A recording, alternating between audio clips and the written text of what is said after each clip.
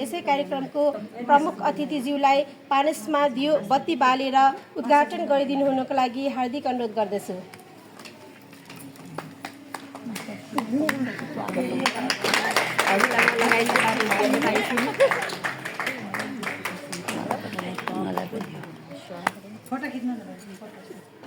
Photo खिचेर share गरिदिनु होला।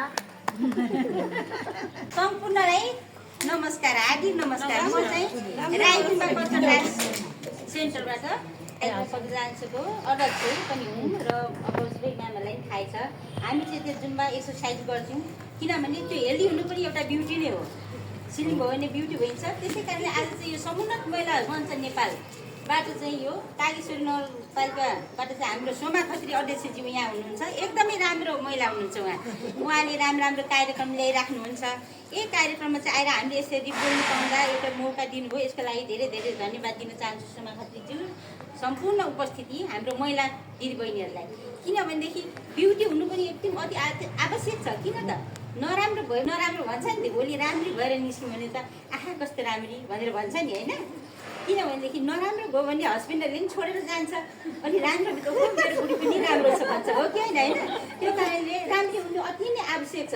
सबैजना राम्री बनौँ। यो ब्युटी पार्लर एउटा ल्याउनु भएको छ उहाँले, यसमा चाहिँ हामी लागु परौँ, राम्रोसँगले ध्यान दिएर सिक्नु।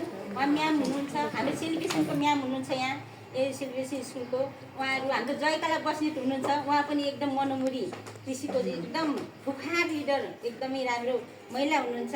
आज सम्पूर्ण महिलाहरू यहाँ भेला भयौँ, हामी खुसी लागेको छ एकदमै। हामी महिला मिल्यौँ भने हामी निकै ठुलो राम्रो हो कि त।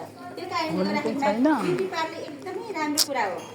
सबैको ब्युटी पार्लर कस्मेटिक एकदम राम्रो होस्, हाम्रो पनि पर्छ है, रोग पनि नलागोस्, हामीलाई एकदम चमत्कार होस् है ब्युटी पार्लर हाम्रो एकदम राम्रो एकदमै।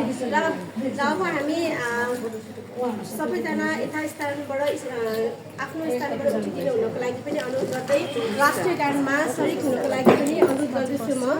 हामी सबैजनाले आफैले गाएर राष्ट्रिय गान सुरुवात गर्दैछौँ। मुखैबाट भन्ने के सुनिँदैन होला त्यसो छैन।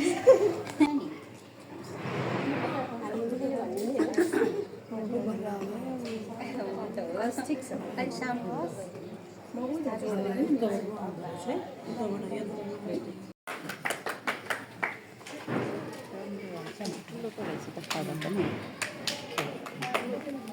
अब हामी कार्यक्रमको उद्घाटन समारोहमा उद्घाटन गरिदिनु हुनको लागि त्यो कारणले गर्दाखेरि ब्युटी पार्लर एकदमै राम्रो कुरा हो। केही पनि पाउँदैन, म बाँचिन्छ हामीले केही गरेको कुराहरू यो दिएन।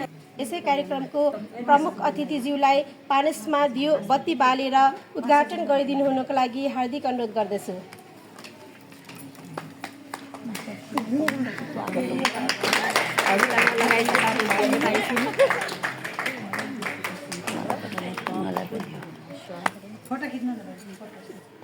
फोटो खिचेर सेयर गरिदिनु होला।